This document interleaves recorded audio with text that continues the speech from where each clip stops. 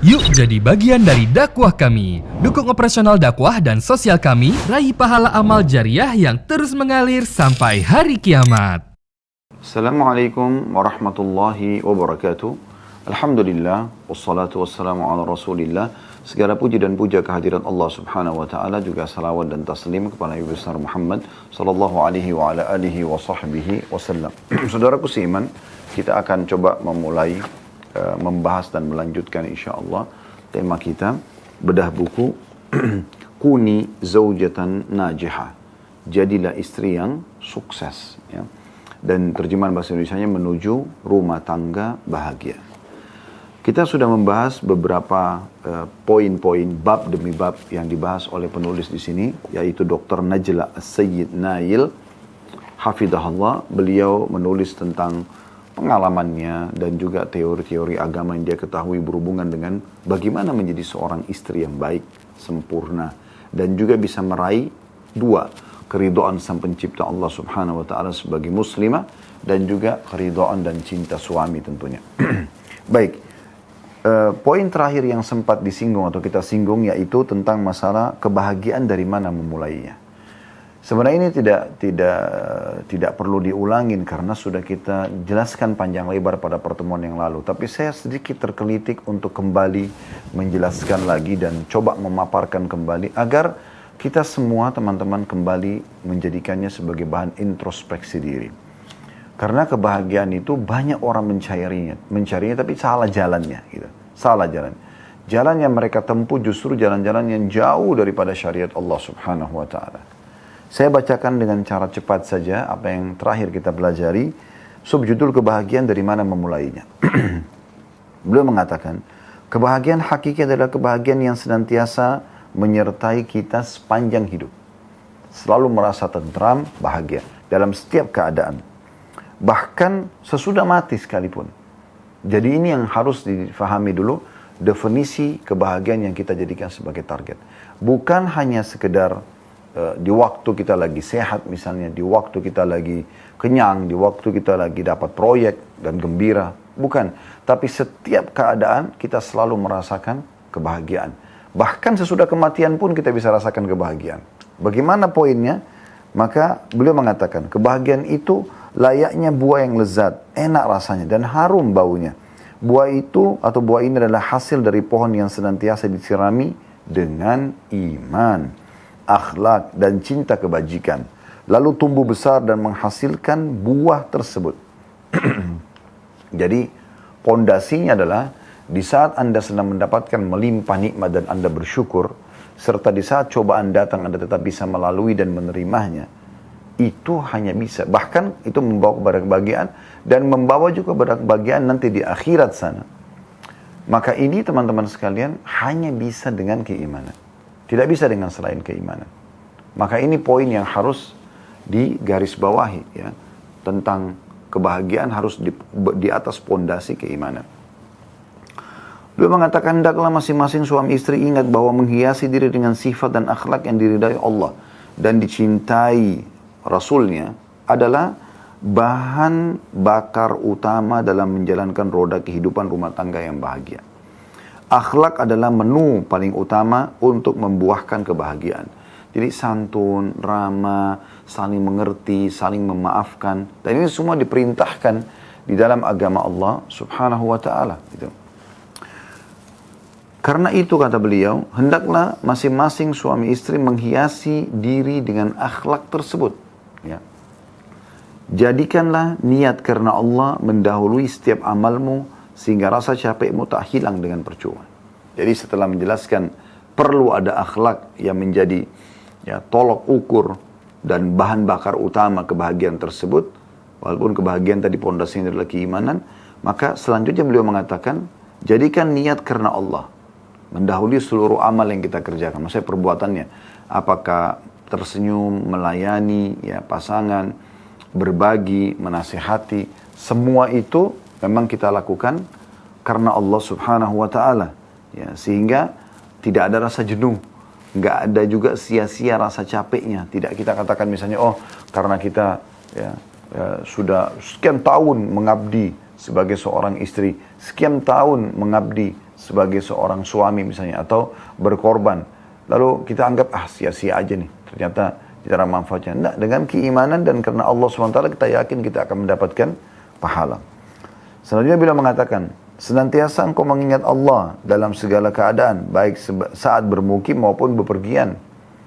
Mukim atau musafir sama. Kita selalu mengingat Allah Subhanahu wa ta'ala. Kemudian, kerjakanlah pekerjaanmu dengan sebaik-baiknya dan jangan engkau tunda sampai hari esok. Urutkanlah pekerjaan-pekerjaanmu sesuai dengan prioritasnya. Kemudian, perbanyaklah memohon ampunan kepada Allah Subhanahu wa ta'ala dan taubat dari dosa. Ambillah satu bagian dari malammu, sebab Allah memiliki tiupan-tiupan yang mudah-mudahan satu di antaranya membuatmu bahagia hingga hari kiamat kelak. Maksudnya, hidupkan malammu dengan sholat malam, bermunajat dengan Tuhanmu, karena bisa saja satu malam itu sudah cukup membawamu kepada kebahagiaan nanti sampai ke akhirat. Selanjutnya, bersihkanlah hatimu. Ini paragraf demi paragraf ya, dan beliau kasih tanda kutip. Bersihkanlah hatimu dari sifat dendam dan sucikan ia dari kerusakan dan kedengkian. Jadi bersihkan semua itu. Jangan sampai ada perasaan dendam.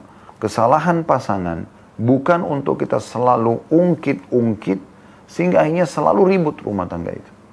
Tapi sebaliknya, kesalahan dia yang sudah dia akui, yang dia memang sudah bertaubat darinya, itu untuk kita tutup. Dalam bahasa Arabnya satr. Kata Nabi SAW, man satara musliman, satarahullahu yaumal qiyamah. Siapa yang menutupi aib seorang muslim, Allah pun akan menutupi aibnya pada hari kiamat. Apalagi pasangan kita. Apalagi pasangan kita. Kemudian kata beliau, optimislah, jangan putus asa, dan bersangka baik pada Rabb-mu. Di saat kita temukan kekurangan dari pasangan, tetap kita optimis. Kalau Allah telah memilih orang ini menjadi pasangan saya, pasti ada hikmahnya. Kita bersangka baik dengan Allah Subhanahu wa ta'ala. Mungkin memang kesalahan dia ya untuk kita raih pahala dengan membantu dia meluruskannya misalnya, atau kekurangannya dengan menyempurnakannya, kan begitu. Kemudian selanjutnya beliau mengatakan juga paragraf yang lain, ikutilah petunjuk, beriman dan beristiqomahlah di atas perintah Allah SWT, perangi hawa nafsu ya, dan syaitan, serta jauhilah kekafiran, kefasikan dan kemaksiatan. Terus saja beliau mengingatkan paragraf demi paragraf ya, sampai di halaman 40 ya. Saya tidak ulangi semuanya, tapi intinya adalah beliau mengingatkan agar kita jangan sampai salah menerka dan memahami makna daripada kebahagiaan atau dari mana kita memulai kebahagiaan tersebut. Intinya di atas pondasi keimanan, kemudian di bahan bakar penggerak semua. Ya, kehidupan kita sehari adalah akhlak, bermuamalah yang baik. Di saat pasangan kita salah, kita memaafkan, dan di saat kita salah, kita meminta maaf. Ini poin yang harus digarisbawahi. Baik, kita akan masuk teman-teman judul kita pada siang ini. Beliau kasih subjudul di situ, bisikan cinta. Subhanallah, Allah menjadikan cinta itu indah, teman-teman sekalian. Sangat indah. Saking indahnya sampai orang suka selalu mau bercinta gitu, ya. Dan dijadikan sebagai bahan cerita di kalangan manusia, ya. Bahwasanya kisah cintanya si fulan, kisah cintanya si fulana misalnya, ya. Bahkan kalau ada kata-kata romantis yang tersusun, ya, itu dinukil oleh banyak orang, dijadikan sebagai contoh misalnya. Karena memang Allah Subhanahu wa ta'ala menanamkan potensi itu. Ada potensi untuk kita cinta dan sayang, kita suka, ya, kita perhatian. Kita pun menikmati ya, pasangan kita dengan kasih sayang dan cinta yang ada itu. Misalnya dengan cumbuan, dengan bercanda, dengan kata-kata yang indah. Cuma memang yang jadi masalah adalah banyak orang mengalihkan potensi ini kepada yang tidak berhak mendapatkannya.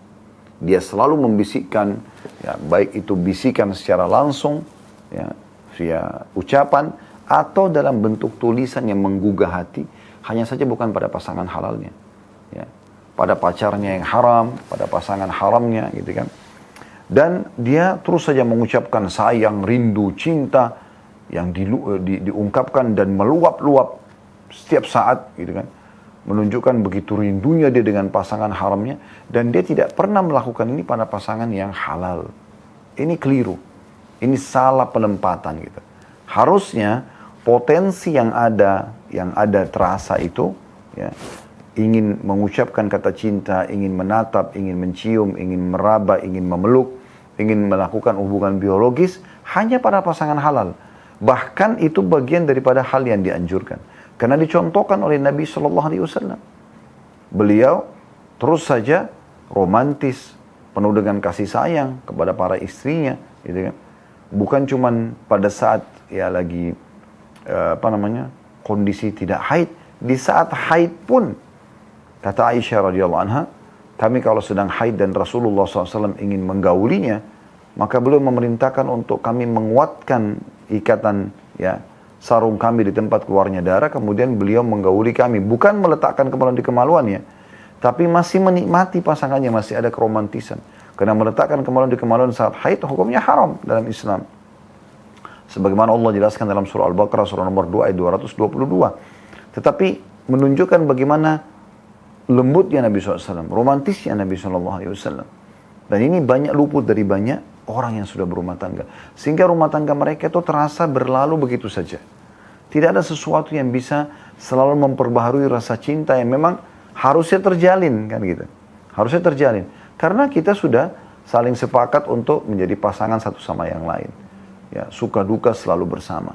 Kalau duka, kita menghibur pasangan kita. Dan kalau suka, kita sama-sama gembira. Dan ini bagian daripada hal yang dibolehkan. Nabi SAW dalam beberapa riwayat tersenyum, tertawa dengan Aisyah. Bercanda, bahkan pernah mengajak Aisyah berlomba lari, gitu kan.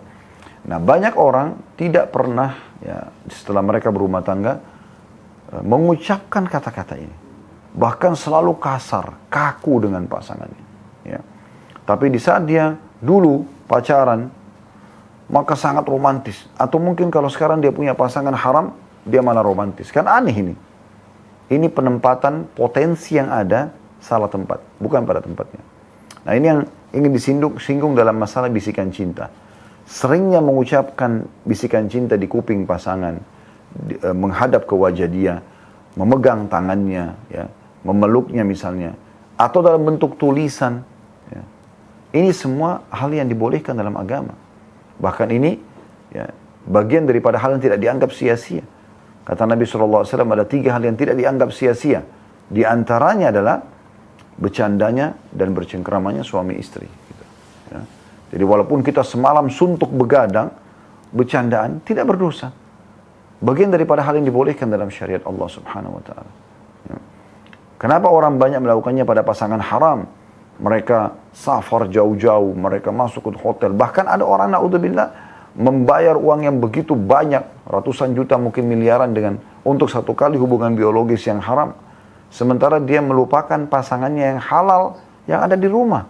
Yang jauh lebih bersih, jauh lebih suci, ya, jauh lebih siap dan untuk berkorban dalam hidupnya, ya, meluangkan waktunya meninggalkan rumah orang tuanya dan datang kepada dia. Sayang sekali gitu. Hal ini kami pernah praktekin juga teman-teman sekalian, ya. Pada saat ada pelatihan rumah tangga, manajemen rumah tangga Islami, ada salah satu materi dalam daurah itu, perbaharui cintamu.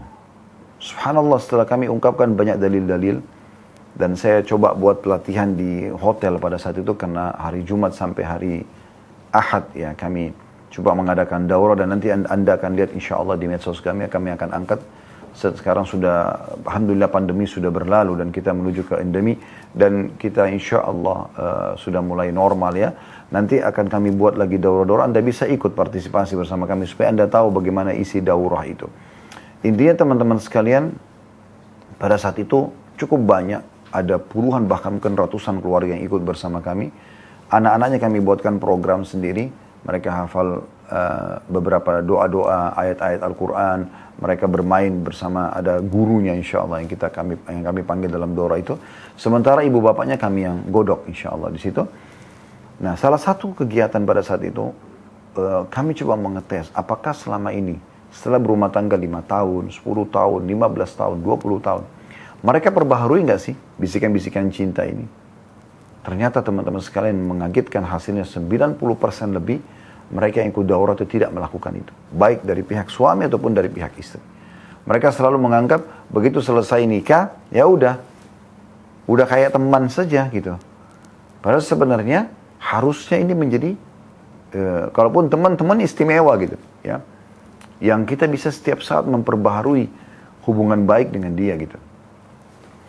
Saya minta panitia hotel pada saat itu menyiapkan meja, kemudian beberapa meja dan ada minuman di situ, 2 gelas. Mereka duduk suami istri ini dan masing-masing di meja suami dan istri ada kertas. Ya. Di situ isinya adalah bagaimana suami ini mengungkapkan pada istrinya, gitu kan, ucapan terima kasih misalnya karena sudah memilih dia menjadi suami, atau dia suka dengan istrinya, dan bahasa-bahasa sayang dan cinta, begitu juga istri mengucapkannya. Dan ungkapan mereka setelah itu saya coba tanya, apa yang dirasakan? Sambil melihat ke wajah pasangan, menatap matanya yang banyak luput dari banyak orang itu. Akhirnya ungkapan mereka, kami belum pernah bahkan melakukan ini. Dan seperti agak kaku akhirnya pada saat mau melakukan karena memang tidak biasa gitu ya. Padahal sebenarnya ini bagian daripada hal yang dianjurkan. Bukankah Nabi SAW luar biasa gitu. Beliau menekankan atau mencontohkan masalah ini sampai beliau berkata kepada Aisyah, wahai Aisyah, kalau seandainya engkau meninggal ya, lebih dulu daripada aku akan mengurus semua jenazahmu. Dan Nabi SAW juga mengatakan kepada Aisyah, aku setelah mengetahui engkau akan menjadi istriku di surga, maka aku tidak peduli lagi dengan dunia ini. Bagaimana bahagianya Aisyah menangkap kata-kata seperti ini? Bagaimana Nabi SAW kalau mau minum dan kebetulan di depannya ada Aisyah lagi minum, sengaja meminum bekas minuman Aisyah dan bekas bibirnya Aisyah radhiyallahu anha. Jadi bagaimana memperbaharui semua itu di dalam kehidupan sehingga mau 10 tahun, mau 15 tahun, mau 50 tahun tetap saja terasa selalu hidup itu baru. Cinta itu baru. Nah ini yang disinggung pada kesempatan ini tentunya dalam subbab khusus ya. Saya akan bacakan apa yang ditulis oleh Dr. Najla. Beliau mengatakan bisikan cinta di bawah judul ini. Sebelum saya sudahi langkah-langkah yang harus engkau tempuh demi meraih rumah tangga bahagia, bacalah surat yang berasal dari suami pencelah berikut ini. Mudah-mudahan cakrawala terbuka di hadapanmu sehingga engkau bisa berinteraksi dengan suamimu secara baik. Jadi beliau nanti akan paparkan surat ya. Selain itu, aku juga hadiahkan kepadamu sekuntum nasihat dari orang-orang terdahulu yang diperuntukkan bagi kaum perempuan agar mereka berbahagia bersama suami mereka. Juga seuntai pendapat tentang perempuan terbaik. Hal ini menunjukkan betapa urgensinya tema ini dan betapa sibuknya benak orang-orang terdahulu setelah mereka mengetahui urgensi membangun keluarga bahagia lagi saleh. Ingat, kapan kita baik dalam kehidupan rumah tangga kita di dunia bersama pasangan, kita bisa bercumbuan, kita bisa bercengkrama, kita bisa makan sama-sama, tidur sama-sama, mandi sama-sama, segala macam hal kita bisa nikmatin setiap waktu kita bersama. Kenapa disia-siakan gitu? Padahal itu hal yang sangat positif. Dan sudah gitu kita bisa membawa pasangan kita bersama-sama di akhirat, sampai ke akhirat sana. Lalu beliau mengatakan, coba renungi wahai muslimah, isi surat suami yang mencela istrinya. Apa maksudnya nanti kita bacakan ya. Beliau mengatakan, istriku, catatan suami yang mencela istri. Ini masuk dalam masalah bisikan cinta itu ya. Suami ini mengatakan, istriku tercinta, aku tuliskan surat ini karena aku mencintaimu. Aku meminta keridhoanmu sebagai istriku dan aku berikan untukmu hidupku sebagai hadiahnya. Aku katakan dalam hatiku, engkau adalah ibu bagi anak-anak dan istri. Engkau adalah cinta kasih dan ketentraman. Engkau adalah pengharum rumahku.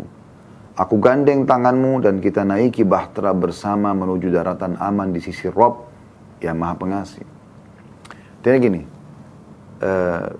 kalau kata-kata yang kita ungkapkan dengan lisan tidak bisa tersusun seperti ini, seringlah panggil sayang, cinta, ya, kekasih, panggil-panggilan yang indah, yang baik itu. Kenapa saya bahasakan ini? Karena banyak saya temukan, bahkan pernah bersama saya, ada orang, ikhwah dan akhwat, saya kebetulan satu mobil, mereka suami istri, dan saya kaget mereka saling memanggil dengan julukan yang kurang baik. Walaupun mereka bercanda tidak sambil ketawa gitu. Saya sempat tanya, apa itu? Oh, karena ini, karena itu. Ada yang karena badan pasangannya gemuk, dipanggil dengan julukan-julukan yang kurang baik. Kemudian atau suaminya mungkin agak gelap kulitnya, dipanggil dengan apa julukannya. Dan seterusnya lah. Ya, ini contoh-contoh saja. Dan Allah mengatakan dalam surah Al-Hujurat. Ya. Wala tanabazu bil alqab, jangan saling memanggil dengan julukan-julukan yang jelek. Karena itu berbekas.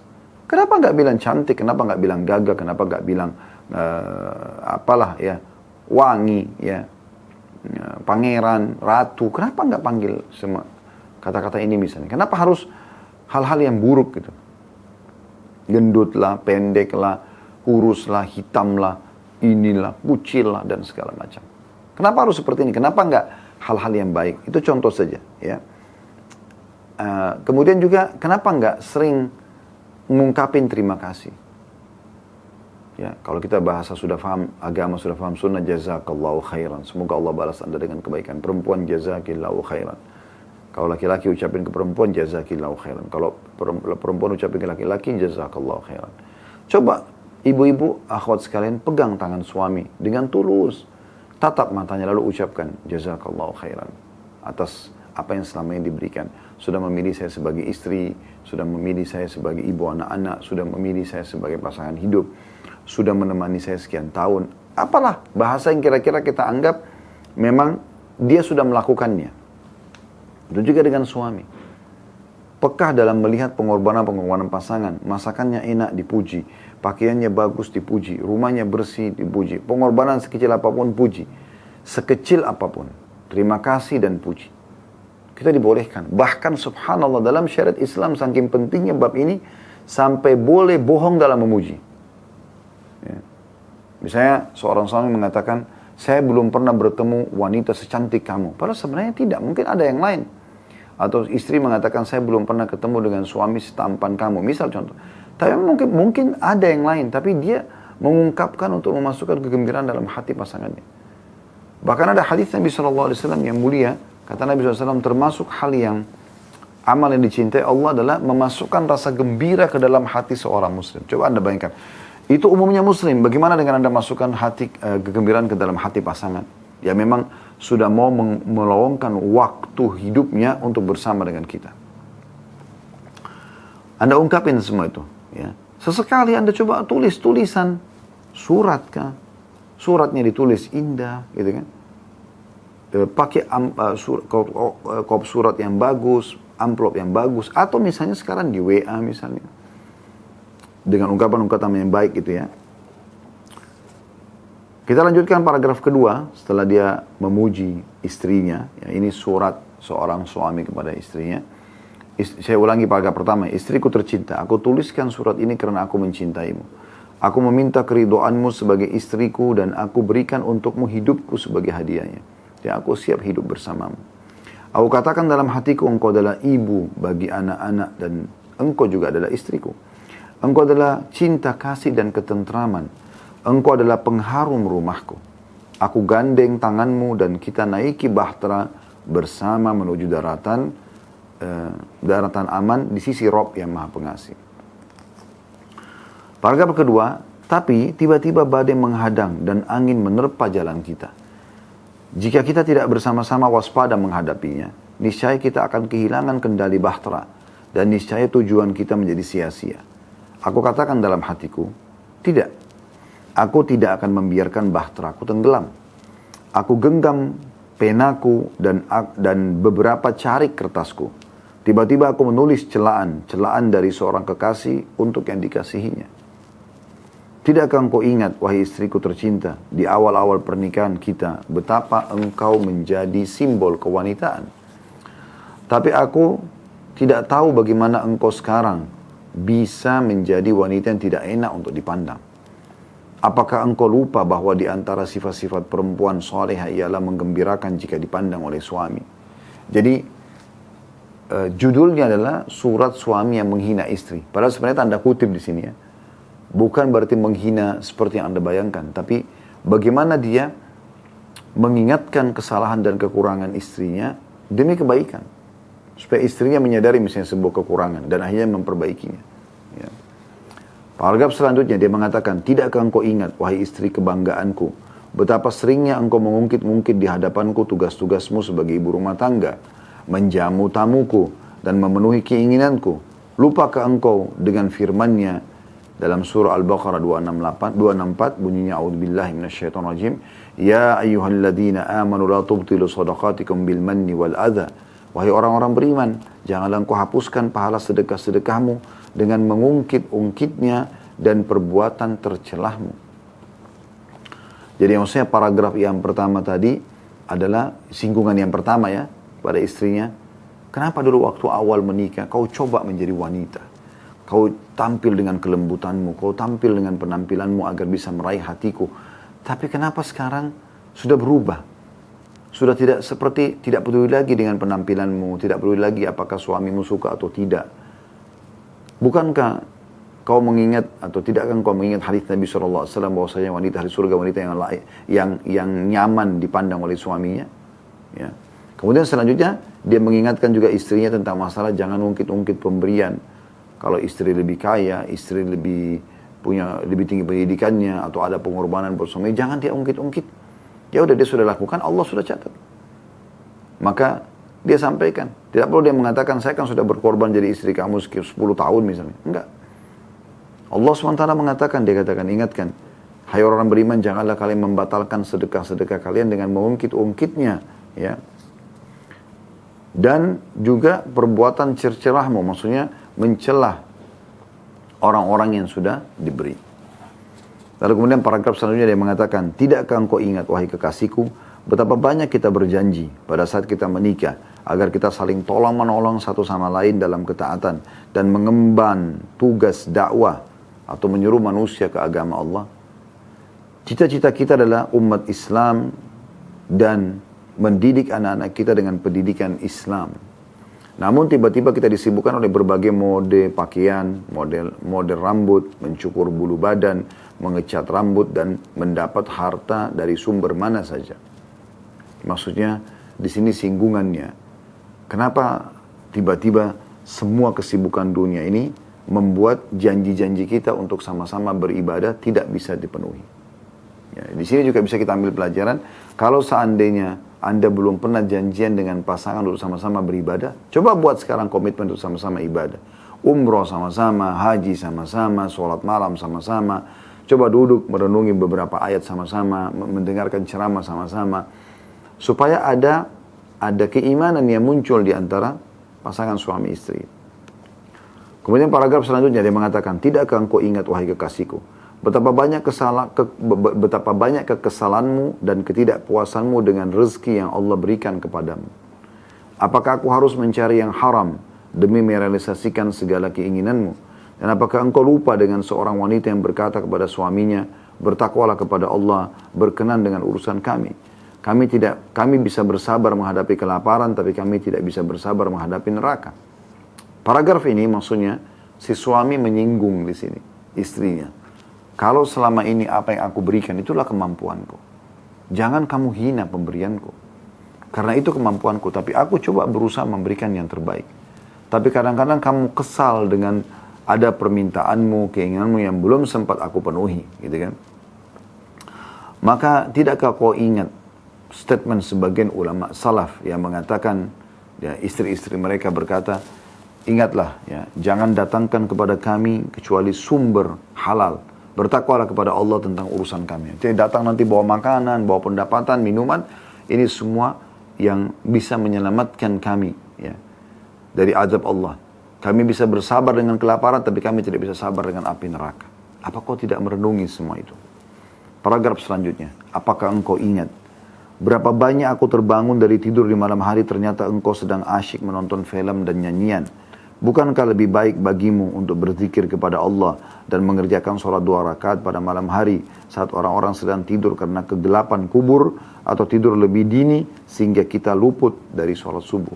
Artinya di sini bagaimana dia mengingatkan kelalaian istrinya. Kesannya menghina, padahal sebenarnya bukan. Kenapa di sini dikasih judul oleh penulis di sini surat catatan suami yang mencela istrinya? Sebenarnya bukan mencela, maksud dia banyak istri yang memahami setiap kali nasihatin orti mencela. Bukan mencela. Justru jangan buka bisikan syaitan di bab ini. Seakan-akan kalau pasangan kita memberikan masukan, oh berarti saya dicela. Ini juga terjadi pada sebaliknya. Ada juga di antara suami begitu. Mereka dikasih masukan-masukan, tapi mereka anggap itu celaan. Padahal sebenarnya tidak seperti itu.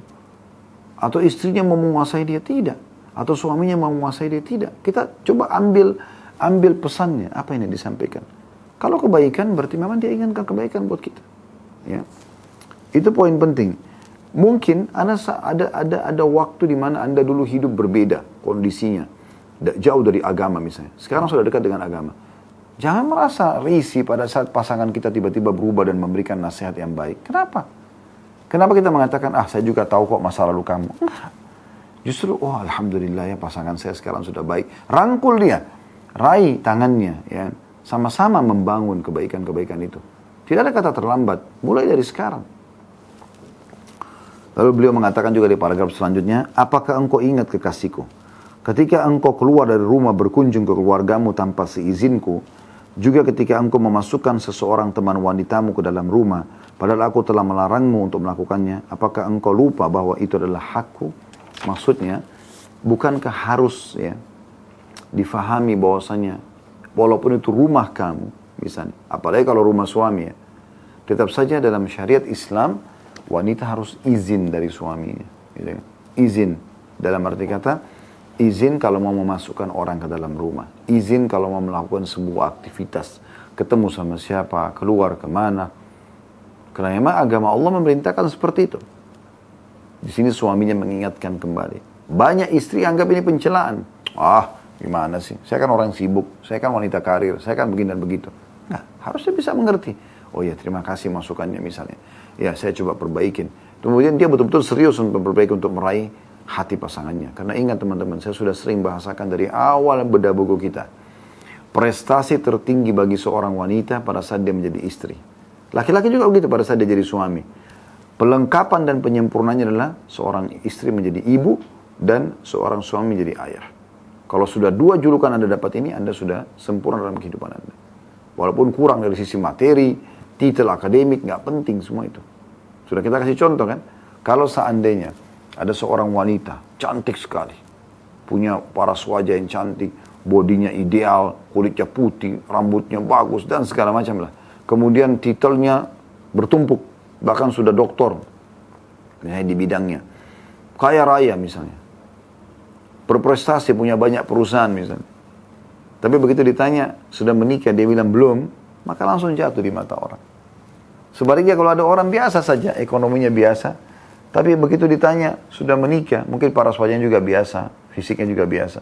Lalu dikatakan, iya saya sudah menikah. Apalagi kalau sudah bawa anak, dihormati oleh orang, secara langsung. Secara otomatis gitu. Ya. Berarti ada yang memilihnya menjadi istri, gitu kan. Seperti itu. Kemudian paragraf selanjutnya beliau mengatakan, apakah engkau ingat kekasihku, ketika keluargaku dan teman-temanku berkunjung, engkau justru berkerut wajah, kedua kakimu terasa berat dan bermuka muasam. Bahkan meskipun engkau menghidangkan untuk mereka makanan yang paling baik dan paling menggugah selera, tapi semua itu menjadi sia-sia karena mukamu yang masam itu. Tidakkah engkau mengetahui sebuah pepatah, temuilah aku dan jangan memberi aku makan.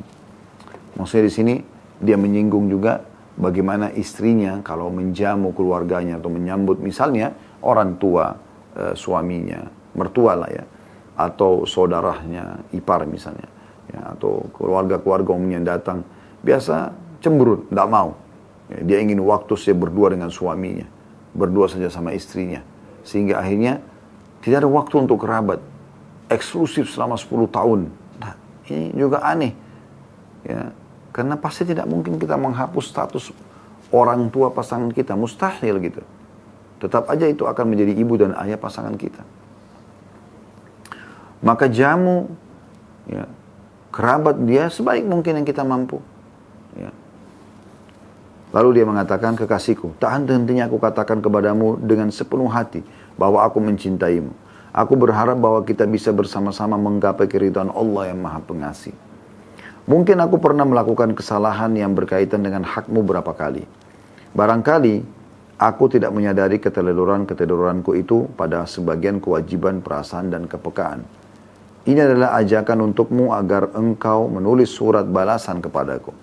Ungkapkanlah semua yang mengganjal di benakmu, sebab tujuan kita berdua sama.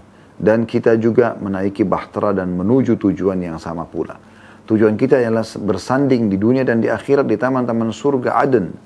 Jangan biarkan badai mengombang-ambingkan kita ke jalan yang tidak kita kenal. Saya juga dalam pelatihan yang saya bahasakan itu. Subhanallah, saya pernah suruh minta peserta ikhwanya, kebetulan ada pemisah insya Allah sutra ya, atau pemisah gorden lah ya, di ruangan auditorium yang kami pakai, pas di depan saya ikhwanya, bapak-bapaknya, dan akhwatnya di sebelah sisi yang lainnya gitu kan. Mereka bisa melihat dari layar ya. Saya sempat minta di antara pelatihan itu, coba tulis ya, ungkapkan semua yang selama ini dianggap sebuah kelebihan pasangan. Coba tulis, apa saja gitu, kelebihan pasangan yang selama ini Anda merasa puas sekali. Misal contoh, seorang suami selalu puas dengan masakan istrinya, penataan rumahnya, penampilan pakaiannya, tutur katanya misalnya ya. Apalah gitu. Ungkapin semua. Coba susun, ingat satu persatu. Susun sebanyak mungkin yang Anda bisa. Sudah selesai? Coba tulis. Saya berikan waktu beberapa menit. Tulis semua. 1, 2, 3, 4. Coba ingat semaksimal mungkin. Setelah selesai, taruh. Ya, jangan diganggu lagi. Kemudian coba lembaran yang lainnya. Tulis semua yang membuat kesal dari pasangan. Apa saja. Tuangkan semua. Saya tidak suka dia begini, saya tidak suka dia begini, saya tidak suka dia begini. Ungkapin semua. Tulis sebanyak mungkin. Sudah selesai. Yang pujian dan juga yang celaan, tanda kutip sini yang tidak disukai, di staples, ya, ditulis namanya. Kemudian setelah itu mereka tidak tahu, di ruangan itu saya langsung mengatakan, sekarang saya minta masing-masing dari suami memberikan lembaran yang ditulis kepada istrinya. Istri memberikan pada suaminya. Walaupun sempat sedikit gemuruh tadi karena mereka pikir itu hanya sekedar dituangkan di kertas, tapi ternyata ungkapan ini akan disampaikan ke pasangannya gitu. Cuma ini kan memang daurah, pelatihan. Bagaimana kita belajar untuk bisa mengungkapkan, tapi kita ingin mencari solusi kalaupun ada masalah. Dan kita ingin mengungkapkan pujian kalau memang itu layak untuk disampaikan. Maka setelah itu saya bilang, setelah menerima Bapak Ibu, coba baca baik-baik.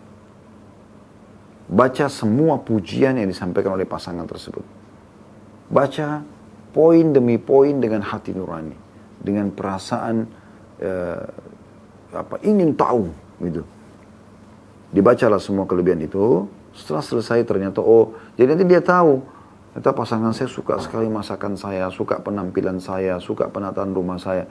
Atau si istri mengatakan, saya suka sekali kalau suami saya menggunakan berpenampilan misalnya, atau menggunakan parfum ini, atau kalau sedang ngobrol, atau sedang duduk, atau sedang ini dan itu. Udah selesai semua, coba baca yang positifnya dulu. Sudah baca semuanya, kasih waktu, sudah selesai, sudah, baik. Sekarang baca ya, yang tidak disukai oleh pasangan kita. 1, 2, 3, 4. Tapi saya minta pada saat baca ini, baca dengan hati yang terbuka lapang, dada lapang, ingin menerima masukan, ibarat orang yang sedang ingin mengupgrade dirinya menjadi lebih baik. Sehingga apa yang diungkapkan oleh pasangan itu, kita bisa terima, ternyata ini yang pasangan saya tidak suka. Kemudian coba diperbaiki. Nah dengan cara seperti ini insya Allah kita jadi tahu. Nah ini kurang lebih yang tadi juga Dr. Najla inginkan. Bagaimana seorang suami dia ungkapin dalam bentuk tulisan, dia minta istrinya juga balas dalam bentuk tulisan, kemudian dibaca dan terbiasa untuk saling ngobrol satu sama yang lain, yang penting dengan kesantunan. Maka dengan itu insya Allah diharapkan kehidupan mereka bisa jauh lebih harmonis dan romantis ke depannya. Ingat, sekali kita akad nikah, kita rangkul tangan pasangan kita untuk kita bawa sampai ke akhirat sana. Begitulah Islam mengajarkan kepada kita. Baik teman-teman sekalian, kita lanjutkan lagi dengan lanjutan daripada bisikan cinta yang ditulis oleh Dr. Najla ini dengan pesan untuk kaum Hawa. Ini disempurnakan bahasan bisikan cinta ini dengan pesan-pesan dari sahabat dan tabi'in. Saya langsung bacakan saja. Beliau mengatakan, sungguh para sahabat sangat menaruh perhatian terhadap wanita. Sahabat-sahabat Nabi Ridwanullah alaihim. Mereka mengetahui kedudukannya, mendidiknya dengan baik, dan menyampaikan nasihat kepadanya agar ia menjadi istri dan ibu yang salihah. Ya. Jadi saya ulangi, sungguh para sahabat Nabi, ya, itu menaruh perhatian khusus terhadap wanita. Mereka mengetahui kedudukannya, mendidiknya dengan baik, dan menyampaikan nasihat kepadanya agar ia menjadi istri dan ibu yang salihah. Perhatikan, istri dan ibu yang salihah, bukan gelar yang lain. Inilah Ibnu Kharijah Al-Farazi memberi nasihat kepada putrinya yang hendak menikah. Ia berkata, wahai putriku, kaum wanita itu lebih berhak dengan etikamu dariku. Kaum wanita itu lebih berhak dengan etikamu daripadaku. Karena itu engkau harus diajari tata cara beretika. Maksudnya kalau ada etika-etika yang baik, walaupun aku ibumu, harus kau lebih memilih etika-etika yang baik itu. Mungkin aku tidak memilikinya. Jadilah engkau budak bagi suamimu. Niscaya ia akan menjadi budak bagimu. Tanda kutip di sini ya. Maksudnya kau sibuk melayani suamimu, suamimu akan sibuk memenuhi kebutuhanmu. Kan gitu.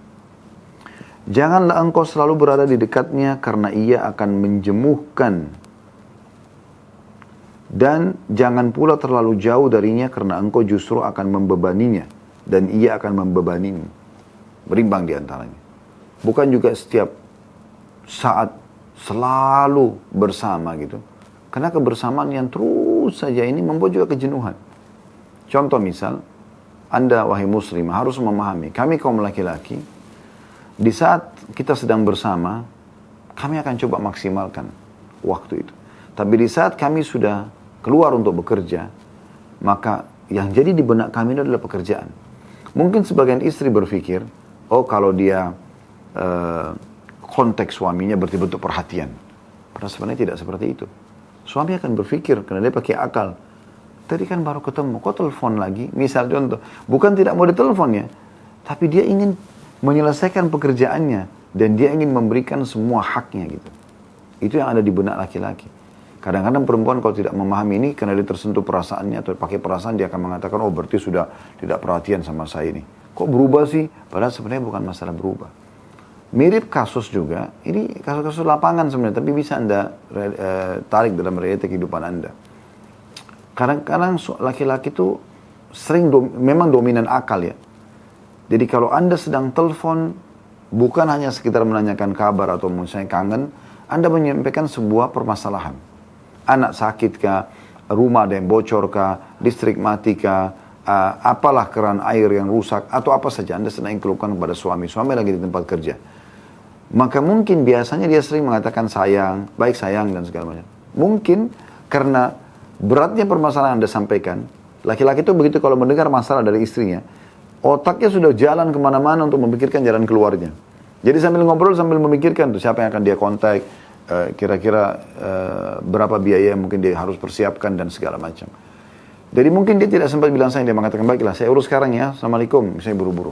Karena memang dia harus memberikan solusi terbaik buat istrinya segera, ya apalagi kalau padam listrik misalnya atau yang lainnya. Dan juga dia punya pekerjaan harus dia selesaikan di kantornya, gitu kan. Tapi perempuan yang tidak mengerti ini sering kali mengatakan, kok dia buru-buru sih? Tiba-tiba WA setelah itu, kok buru-buru sih teleponnya?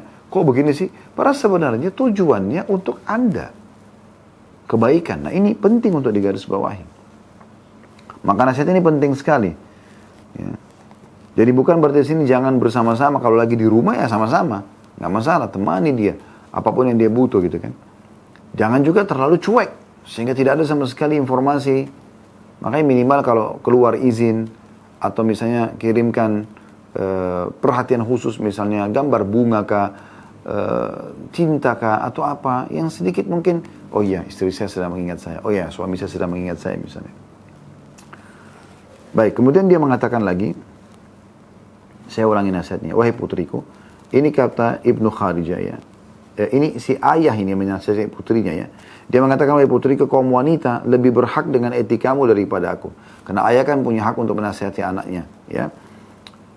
dan dia adalah pemilik anaknya sebenarnya. Tapi kalau ada wanita-wanita yang faham tentang etika wanita, maka boleh kau dengarkan, karena mereka lebih bisa mungkin menjelaskan kepada kamu. Karena itu engkau harus diajari tata cara beretika. Jadilah engkau budak bagi suamimu, niscaya dia akan menjadi budak bagimu. Di sini tanda kutip budaknya, yaitu layani dia dengan maksimal, dia juga akan kembali respon yang sama. Janganlah engkau selalu berada di dekatnya, karena ia akan menjemukan, ya. Dia akan menjemukanmu, dan jangan pula terlalu jauh darinya, karena engkau justru akan membebani dan ia juga akan membebanimu. Jadi selalu ada pengaturan waktu yang tepat. Kemudian selanjutnya, jadilah engkau seperti apa yang engkau katakan pada ibumu, maafkanlah aku, maka engkau akan mendapat cintaku. Dan janganlah berbicara di depanku ketika aku sedang marah. Jadilah engkau seperti apa yang engkau katakan pada ibumu, maafkanlah aku. Ya. Karena atau maka engkau akan mendapatkan cintaku, dan janganlah berbicara di depanku ketika aku sedang marah. Karena apabila cinta dan kedengkian menyatu dalam hati, maka cinta akan lenyap. Ya. Jadi maksudnya, kalau kamu sedang berbicara, maka kalau ada yang salah, maafkan. Kalau sedang emosi, jangan dibalas. Ya. Kalau pasangan lagi emosional, lagi tidak bisa kontrol ya emosinya, duduk santai aja. Dia mau ngomong apapun, biarkan saja. Kalau sudah tenang, baru kita tanyakan baik-baik. Itu akan memberikan jalan keluar. Karena kalau orang lagi emosi, dikuasai oleh syaitan. Gitu kan? Kemudian nasihat yang lain, putri seorang tabi'i, Abu Asad Ad-Duali, datang kepada ayahnya setelah ia dinikahkan. Ia berkata, wahai ayah, aku tidak ingin berpisah denganmu. Tapi berhubung engkau telah menikahkanku, maka berpesanlah kepadaku. Sang ayah pun berkata, engkau tidak akan memperoleh apa yang ada di sisinya, kecuali dengan kelemah lembutan. Ketahuilah bahwa parfum yang terbaik adalah air. Ini nasihat seorang laki-laki di posisi ayah buat anak perempuannya yang baru menikah. Anak perempuannya berat berpisah dengan dia, tapi sudah dinikahkan. Dia mengatakan, sekarang saya akan pergi dengan laki-laki asing nih. Bukan seperti anda ayah saya. Apa kira-kira yang pesannya apa? Maka dua pesan sederhana bagi setiap wanita, kalau faham ini, dia bisa meraih hati suaminya. Yang pertama, kata ayahnya, ketahuilah engkau tidak akan bisa meraih hati suamimu kecuali dengan kelemah lembutanmu. Maknanya apa?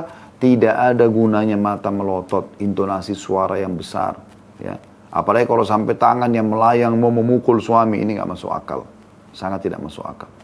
Ingat, suami laki-laki itu jauh lebih kuat daripada anda. Allah sudah kasih itu. Kalau anda pecahkan piring satu, dia bisa pecahkan satu rak. Anda banting pintu, dia bisa rubuhkan pintu. Anda mukul, dia bisa mukul juga. Dan ini berbahaya. Bukan dengan cara seperti itu. Allah tidak berikan anda kekuatan itu, supaya jangan anda lakukan. Kalau anda hadapi suami seperti pola laki-laki, intonasi yang besar, yang keras, marah-marah, apalagi pakai tangan, nah ini dia akan hadapi anda seperti menghadapi laki-laki. Makanya jangan heran dengan memar-memar wajahnya, matanya kena tonjok-tonjokan, ini aneh ini. Kenapa nggak beli ring tinju sekalian gitu? Ya. Tapi itu terjadi. Tapi kalau dengan kelemah lembutan, laki-laki bisa tunduk di situ, lembut, santun. Suaminya nanti akan malu kalau mau marah karena istrinya lembut. Iya, ada apa? Kamu tidak masak? Iya, maaf ya, saya lupa. Selesaikan. Ya. Daripada, kenapa sih nggak ngerti ya? Saya kan punya anak bayi, saya nggak bisa masak. Ribut akhirnya. Dan sudah cukup 2 hari, 3 hari, 1 minggu tidak berhubungan biologis yang merupakan pahala besar. Dan rusak romantisan yang sudah dibangun. Dan kemudian wasiat yang kedua dikatakan, ketahuilah parfum terbaik adalah air. Sering mandi. Ya. Bersihkan tubuhmu. Sehingga setiap kali suami dekat, selalu mendapati kau itu layak untuk digauli. Karena itu yang membuat suami jadi suka, kelemah lembutan dan terpenuhi biologisnya. Selanjutnya, beliau mengatakan betapa mengagumkan pesan itu. Seorang wanita Badui, jadi sudah selesai tadi nasihat ya, seorang ayah kepada putrinya. Sekarang yang lain adalah seorang wanita Badui berpesan kepada putrinya yang hendak menikah. Wanita Badui di padang pasir. Bukan orang kota seperti kita, hidup di kota, pendidikannya tinggi, ya segala macam. bahkan sudah lebih mengenal banyak jenis kosmetika, lebih bisa berdandan dan segala macam. Apa yang dia katakan? Wahai putriku, seandainya pesan itu ditinggalkan untuk kemuliaan adab, niscaya aku meninggalkannya untukmu. Tapi pesan adalah peringatan bagi orang yang lalai dan bantuan bagi orang yang berakal. Seandainya wanita tidak membutuhkan suami karena kedua orang tuanya masih berkecukupan dan masih membutuhkannya, niscaya akulah orang yang paling tidak membutuhkannya. Hanya saja wanita itu diciptakan untuk laki-laki dan laki-laki diciptakan untuk wanita. Maksudnya, kalau seandainya boleh pilih orang tua sama suami, aku akan pilih orang tua. Tapi memang Allah ciptakan harus ada suami. Gitu kan? Wahai putriku, engkau akan berpisah dengan lingkungan tempat engkau lahir dan beralih kepada kehidupan keluarga yang belum engkau kenal dan teman yang belum engkau akrabi. Keluarga suamimu nanti kau tidak kenal. Suamimu ini juga belum kamu tahu sebelumnya. Gitu kan? Suamimu dengan kekuasaannya adalah pengawas dan raja atasmu. Maka jadilah engkau sebagai abdi, orang yang mengabdi. Niscaya ia akan menjadi abdimu pula, yang mengabdi juga untukmu. Peliharalah untuknya 10 perkara. Niscaya hal itu akan menjadi kekayaan bagimu. Pertama dan kedua, tunduklah kepadanya dengan penuh sifat qanaa'ah, merasa cukup. Serta dengarkan dan patuh kepadanya. Itu pesan pertama dan kedua. Tunduk kepadanya, apa saja yang dia bilang, iya, selama bukan haram dalam agama. Dan yang kedua, sifat qanaa'ah. Selalu merasa cukup dengan apa yang suami kasih. Ketiga dan keempat, yang ketiga perhatikanlah mata dan hidungnya. Jangan sampai matanya melihat sesuatu keburukan pun darimu, dan jangan sampai hidungnya mencium darimu kecuali aroma yang paling harum.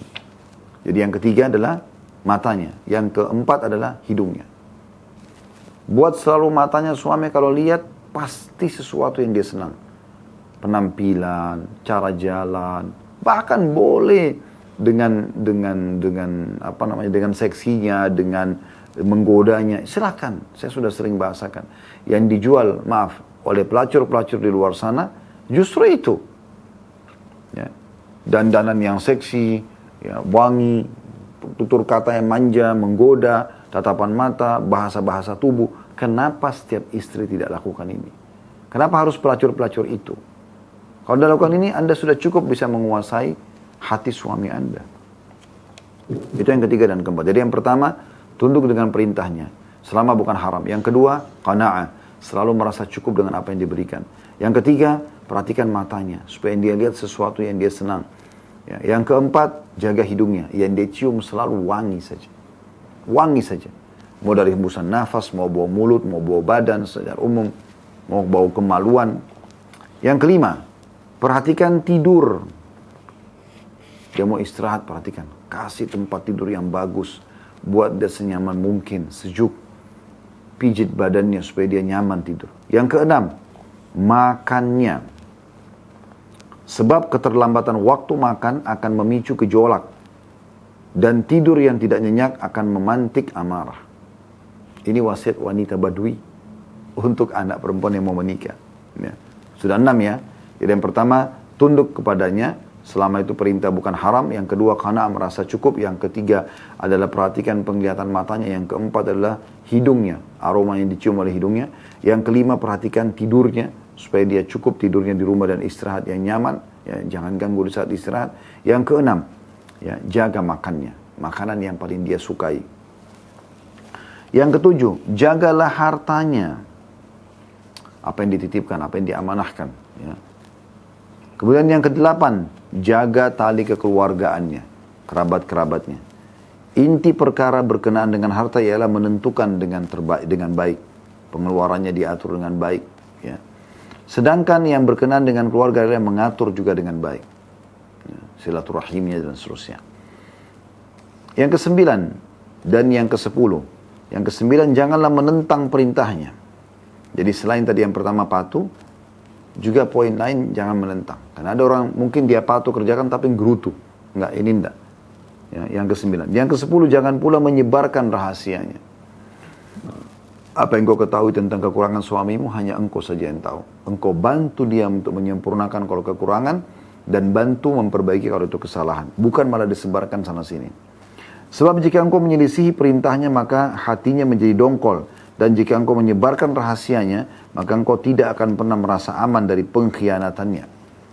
Janganlah engkau menampakkan kegembiraan di hadapannya ketika dia bersedih. Dan jangan pula menampakkan kesedihan ketika ia bergembira. Artinya, berjalan bersama dengan apa yang suami rasakan. Kalau dia bahagia, kita bahagia bersamanya. Sedih, dia sedih, kita sedih bersamanya. Gitu kan? Maka ini 10 hal sudah cukup akan membuat suami teraih hatinya oleh si istri tadi. Allahu a'lam. Ini bahasan kita insya Allah. Dan kedepannya kita akan masuk ke judul yang baru, yaitu perempuan terbaik dalam timbangan kaum laki-laki soleh dan perempuan terbaik dalam timbangan Islam.